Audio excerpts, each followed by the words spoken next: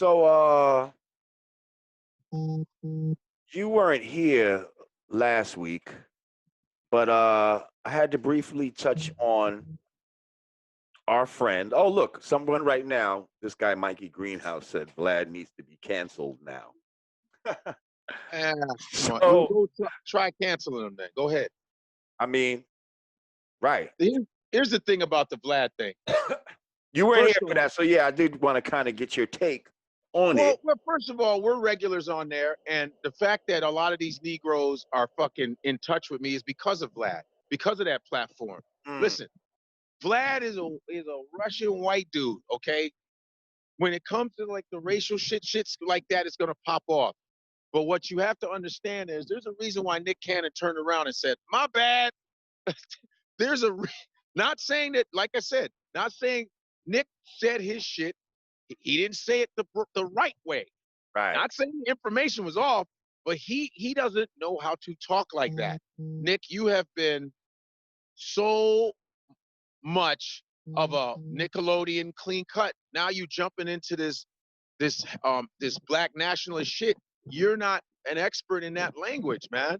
So he just did it the wrong way. He just and of course they're gonna piece your shit together and clown you. Especially the Jewish black relationship has always been really, really, really, really polarizing. You know what I mean? Which it shouldn't be. Which it shouldn't be. But even me and Vlad talked about it when Jewish people, especially the Ashkenazis, the Polish Jews, the Russian Jews, when they got to the status of being considered white, they started oppressing motherfuckers. They started to be like the oppressors, like fuck y'all, we're considered white now.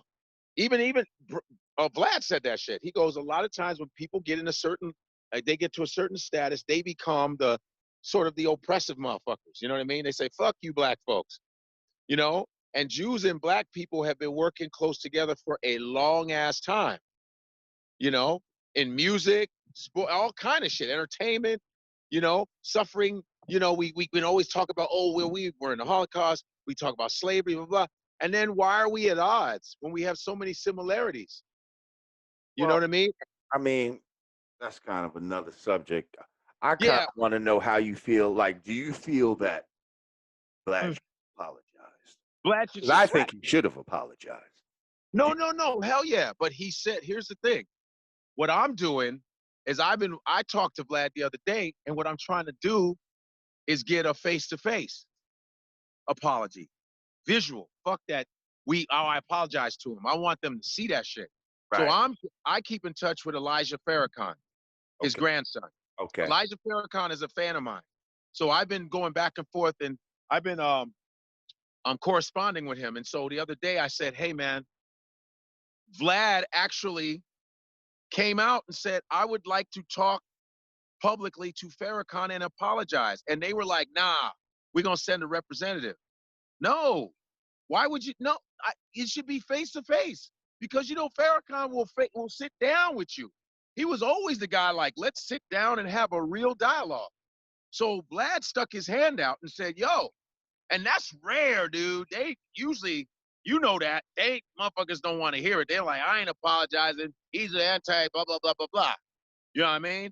And Vlad said, I will personally, face to face with him, I would love to interview and apologize. He said that, dude.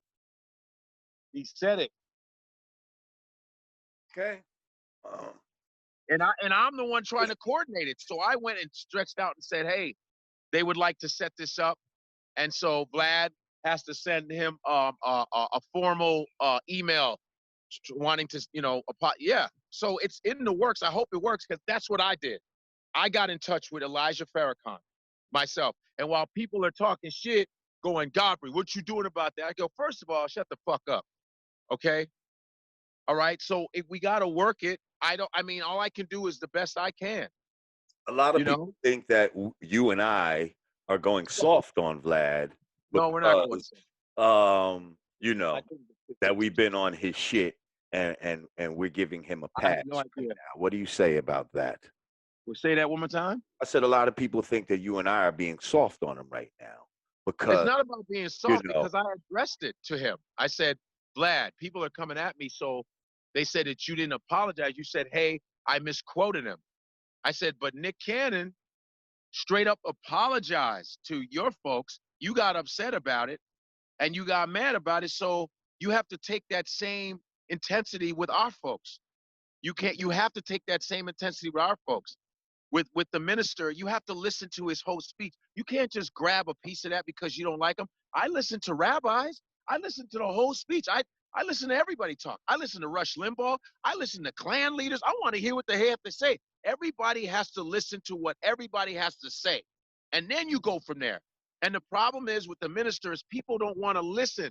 They just want to half-ass it, cut it off, and then make their judgment from that. And that's not fair to the minister. I'm sorry. Right. Well, that's what happened right there. But see, I Yeah. feel like this is where a lot of the disconnect though comes in with black people and white people, is not understanding, and it's mostly white people not understanding the nuances of black culture. You Yes. see what I'm saying? Like there's certain nuances, certain unspoken rules and shit like that that exist in black culture. And I feel like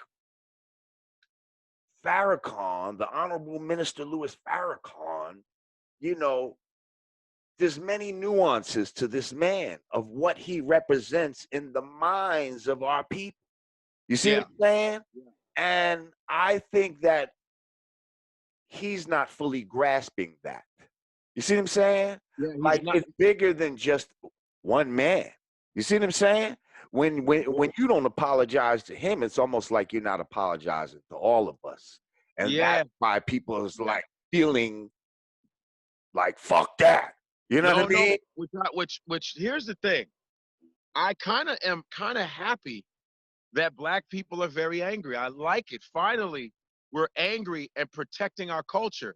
I like that because anytime we misquote somebody from another race, a leader from another race, they come down on us like fucking swarms of bees. You better apologize. You talked about the Chinese. You talked about the. Now, finally, I like that people are coming at me because I'm like, we're protecting our culture finally.